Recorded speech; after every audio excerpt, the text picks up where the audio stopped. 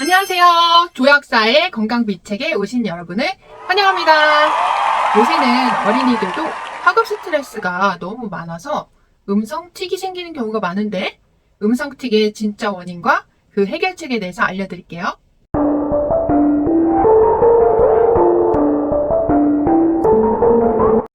틱은 어떤 틱이든 간에 스트레스 상황에서 교감신경이 항진되어 신경이 긴장되면 나타나는 현상입니다.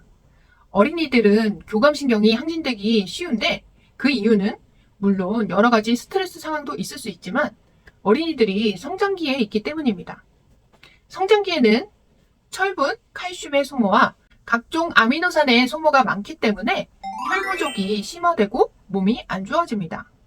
혈 부족이라는 것은 몸속 산소 운반이 제대로 되지 않는 상태를 말하는데 산소 운반이 잘 되지 않으면 집중력도 떨어지고 밥을 똑같이 먹어도 에너지가 제대로 생기지 않기 때문에 항상 피곤하고 몸속에 노폐물이 많이 쌓여서 비염이 생기거나 위장 염증이 생기기도 합니다. 아이들이 교감신경이 항진되었을 때 가장 많이 나타나는 질환은 역류성 식도염인데 역류성 식도염으로 인해 생기는 것이 바로 음성틱과 같은 증상입니다.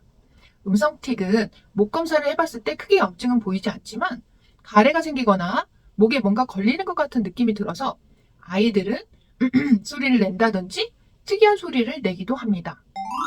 병원 역류성 식도염 약은 위산 분비를 줄이고 위장 운동을 조절시켜주는 약을 주로 주는데 또 코가 넘어간다고 해서 항생제를 쓰거나 항히스타민제, 스테로이드 등을 쓰기도 합니다. 그런데 이런 약은 오히려 저산증을 초래하고 장내에 잡균을 증식시켜서 장내 유익균의 감소로 인해서 뇌 신경 전달 물질의 감소를 초래합니다. 장내 유익균은 뇌 신경 전달 물질을 많이 생성하는데 그래서 장을 제2의 뇌라고 부르기도 합니다. 이렇게 장이 약해지면 각종 신경 전달 물질의 생성이 저하되면서 우울증이나 불면증, 조울증, 틱, ADHD와 같은 증상이 생기게 됩니다.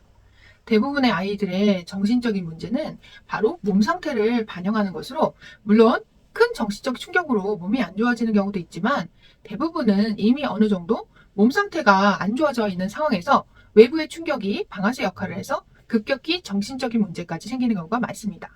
그리고 어린이들은 성장에 이미 많은 에너지를 소모하고 있기 때문에 너무 많이 학원을 다닌다든지 하는 스트레스 상황은 틱이 생겼을 때는 피하시는 것이 좋습니다. 놀이터에서 마구 뛰어노는 것도 어머님들이 생각하시기에는 노는데 그게 무슨 스트레스인가 하실 테지만 뛰어노는 것도 과하면 우리 몸에는 스트레스로 작용하기 때문에 이런 교감항진 상황에서는 자제를 시켜주시고 푹 쉬게 해주시는 것이 좋습니다. 오늘 말씀드릴 어린이도 갑자기 음성틱이 생겼다고 하셨는데요.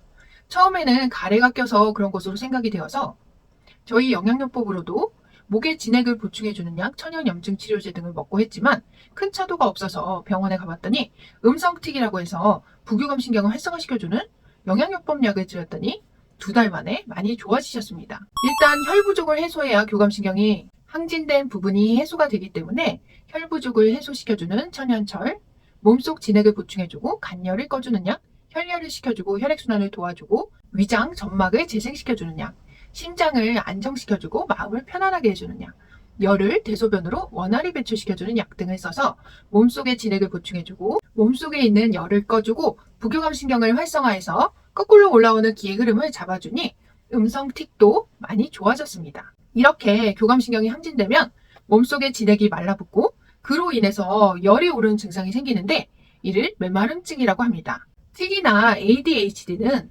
이런 부교감신경 활성 영양요법으로 많이 좋아지시니 억지로 교감신경을 다운시키는 신경안정제와 같은 처방약으로 치료하려고 하지 마시고 부작용 없는 천연성분의 영양요법으로 몸을 회복시켜서 신체 건강뿐 아니라 정신 건강까지 같이 회복하시는 것이 좋습니다.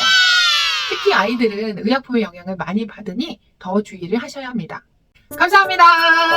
도움이 되셨다면 좋아요, 구독 꾹꾹 눌러주세요.